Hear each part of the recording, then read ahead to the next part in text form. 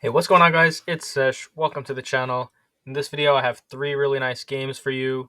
We're going to learn a lot, and we're going to keep going on the road to 2000. So, first game, we have 93% accuracy, game rating 2400, opponent's rating 2350. So, really close game here. Almost ended in a draw, but we have a really nice finish. So, stick around for that. All right, let's jump right into this. So, we're going to start off the game, our queen's pawn.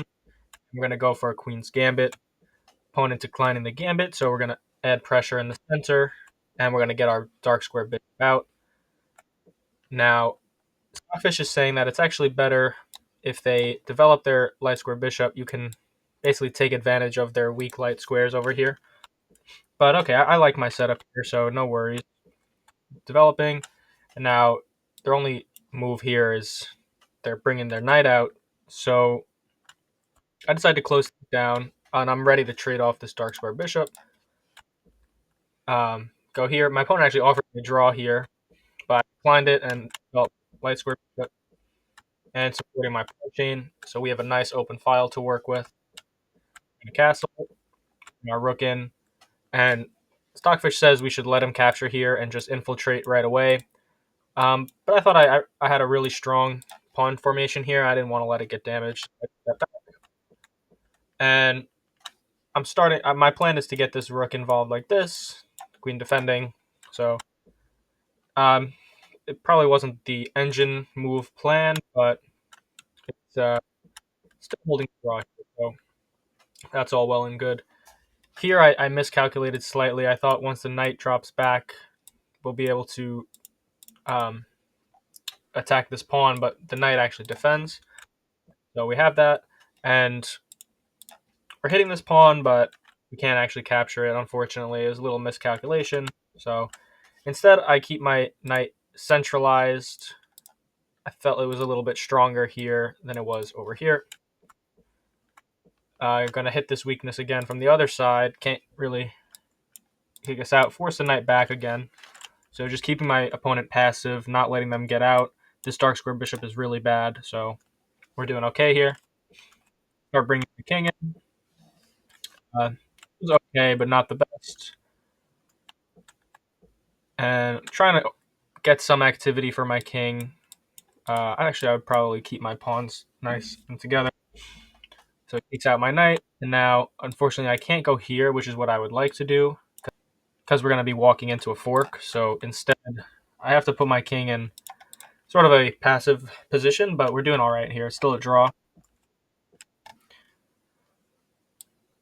Oh, it's a trade here first, and then sacrifice, splitting up these pawns. Your king is getting in, and you're going to be getting all my pawns. So brilliant move opportunity there. Didn't see it. Neither of us saw it. So okay, we trade off.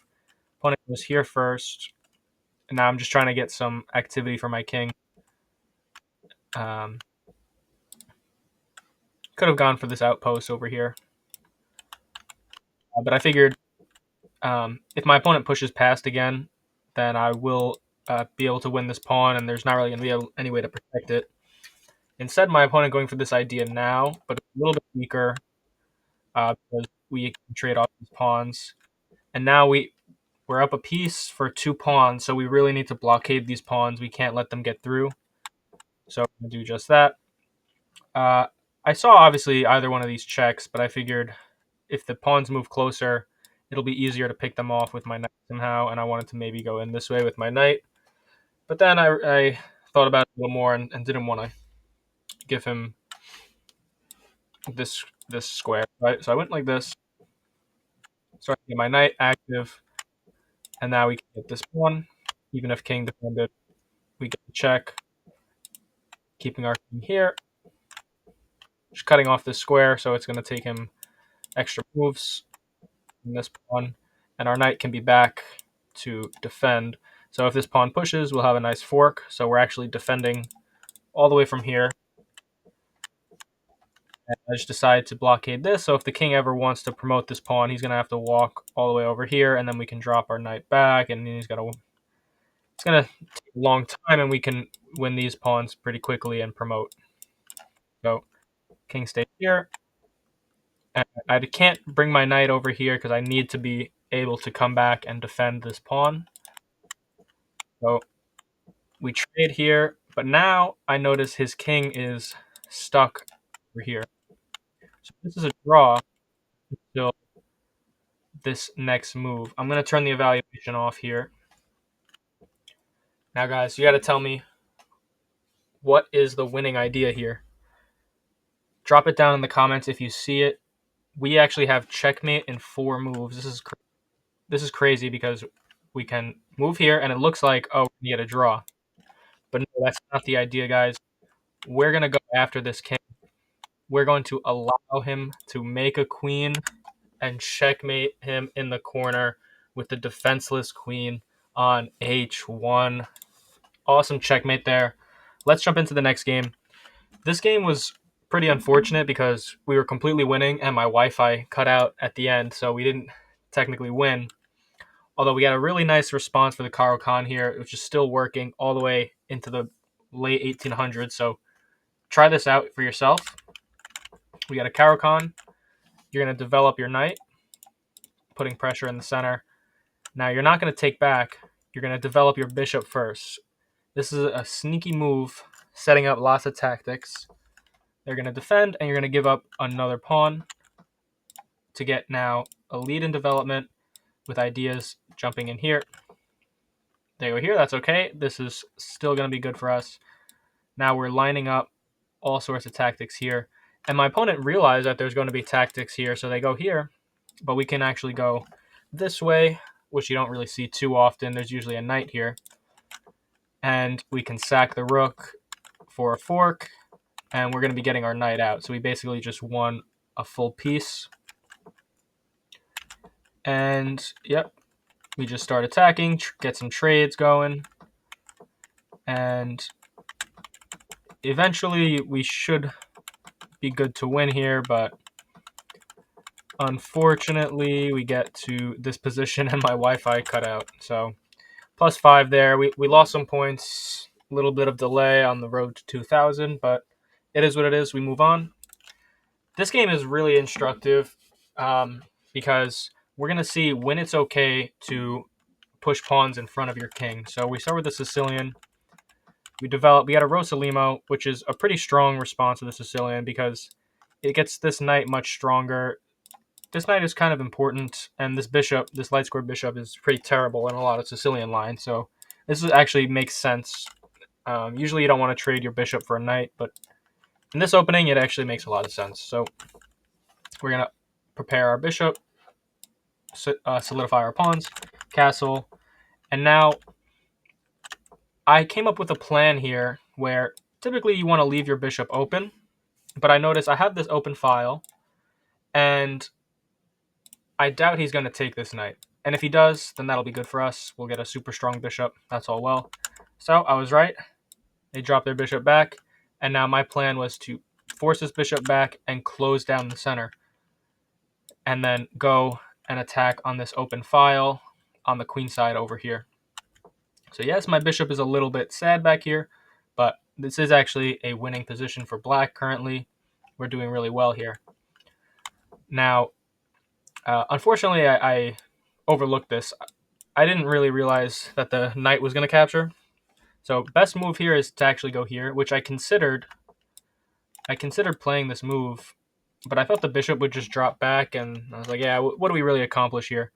It's actually the best move because now the knight can't capture because your queen is defending. That's the real purpose, not to attack the bishop. But instead, I wanted to activate over here and take space on the queen side.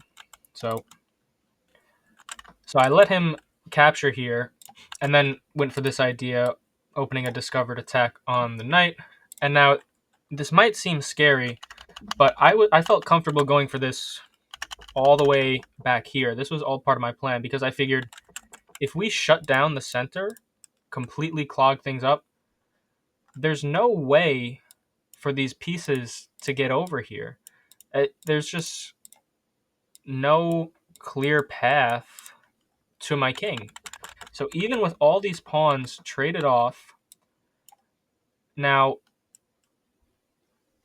so yeah, it almost looked like white had an advantage, but it's actually becoming a draw under further depth because there's just no way to get your pieces to the king side with this blockage going on in the center. If the center was open, this would be lost for black. But since we closed things up and there's really no good pawn breaks, I mean, you could play here, but I think we have lots of defenders there, so that's going to be fine.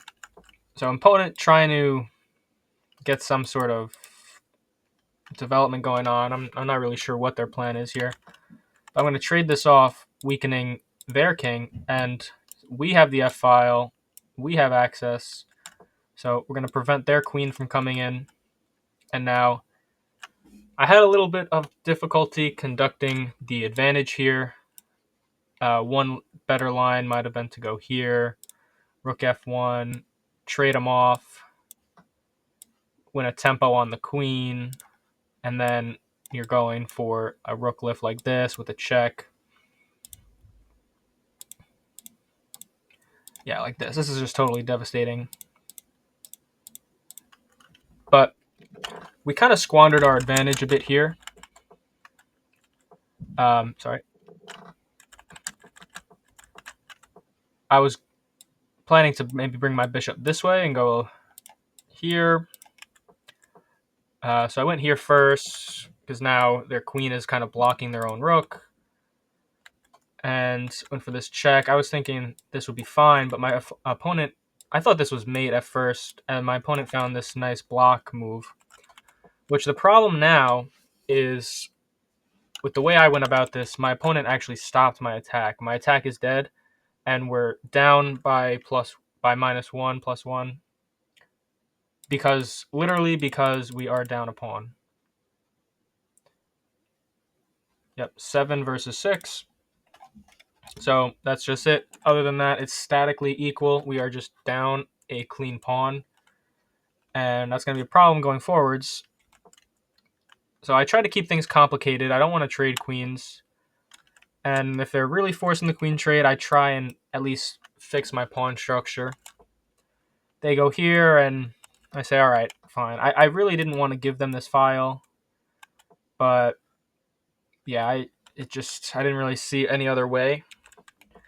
So I'll defend here, and now I said, all right, we're going to lose another pawn, so we need to get our bishop active.